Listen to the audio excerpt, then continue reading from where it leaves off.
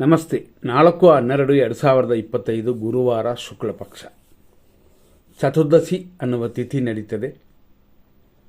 ಬೆಳಿಗ್ಗೆ 8:37:44 ಆನಂತರ ಬರೋದು ಹುಣ್ಣಿಮೆ. ಹುಣ್ಣಿಮೆ ಪ್ರಾರಂಭವಾಗಿ ಅಂದರೆ 4:43:41 ಹುಣ್ಣಿಮೆ ಇದೆ.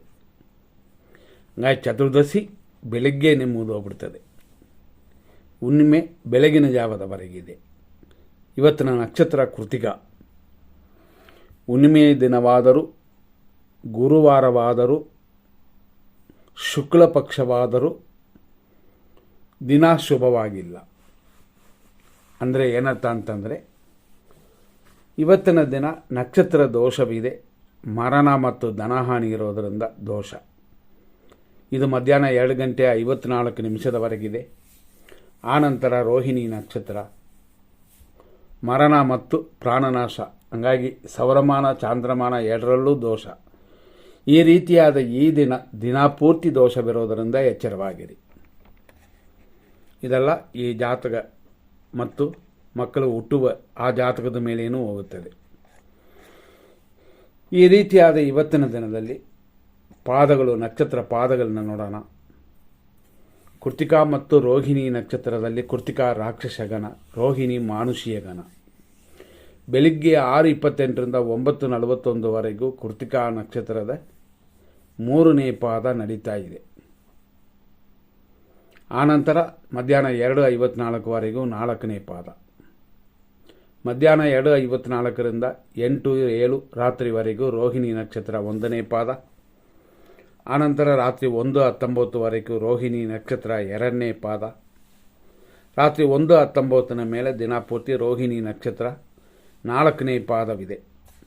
ಈ ರೀತಿಯಾದ ಇವತ್ತಿನ ದಿನದಲ್ಲಿ ಅಭಿಜಿತ್ ಮುಹೂರ್ತ 11:47 12:33, ವಿಜಯ ಮುಹೂರ್ತ 2:04 ಮಧ್ಯಾಹ್ನದಿಂದ 2:50, ಅಮೃತಗಳಿಗೆ ಇರೋದು 12:48 2:12, ಗುಳಿಕೆ ಕಾಲ ಇರೋದು 9:19 10:44. ಇಷ್ಟೆಲ್ಲ ಇದ್ದರೂ ಶುಭ ಸಮಯಗಳು ಅಶುಭ ಸಮಯಗಳು ಅಂತ ನಾವು ಕೊಟ್ಟಿರೋ ಸಮಯವನ್ನು ಮೇಂಟೈನ್ ಮಾಡಿಕೊಳ್ಳಿ.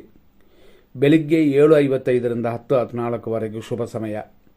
11:03 ಮಧ್ಯಾಹ್ನ 1:33 ಒಂದು ಶುಭ ಸಮಯ. ಮಧ್ಯಾಹ್ನ 3:03 ಸಂಜೆ 7:25 ಒಂದು ಶುಭ ಸಮಯ.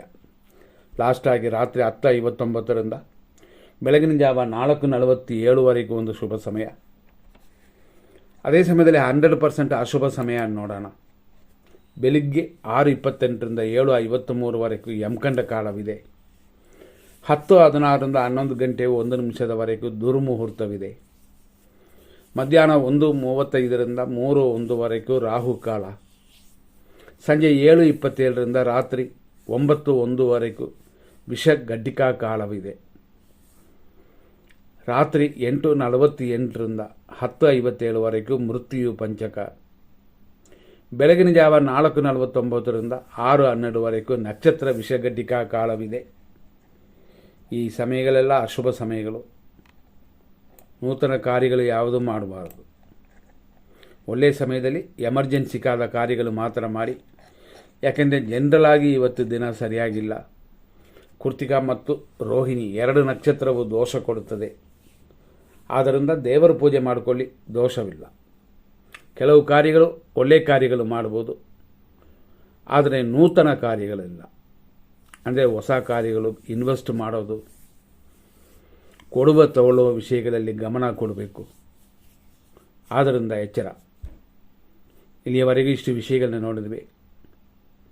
ಮುಂದಿನ ಸಂಚಿಕೆಯನ್ನು ನೋಡೋಣ. ಧನ್ಯವಾದಗಳು.